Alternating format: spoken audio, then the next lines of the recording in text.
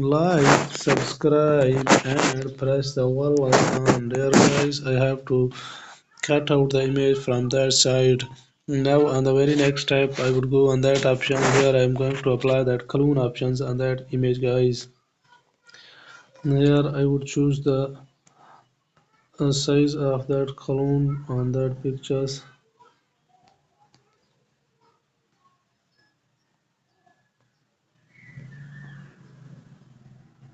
So dear guys, here I am going to create that clone options on that image. You could see that two similar images are going to be created on it with the application of that clone options on the pictures. So dear guys, here we could watch that how that clone options have been created on it, and that is the ultimate pictures which have been created.